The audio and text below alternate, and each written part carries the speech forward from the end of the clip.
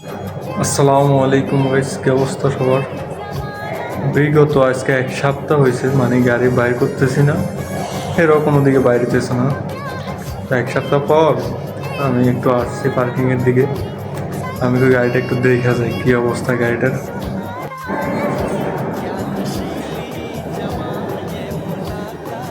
এই যে পার্কিংয়ে পড়ে রয়েছে গাড়ি, যেভাবে থুয়ে গেছে এইভাবে আছে গাড়ি। এই যে আমার গাড়ি, এটা ঢাকা দিয়ে রাখছিলাম। তো এক সপ্তাহ পরে আমি এমনি আসছি যে গাড়িটা শুধু দেখার জন্য কি অবস্থা গাড়িটা। এক সপ্তাহ গাড়িটা বাইর করতেছি না, এ হচ্ছে গাড়ির অবস্থা। আজকে আসলাম একটু, আমি তো পার্কিংয়ের দিকে যাই, একটু ঘুরে আসি।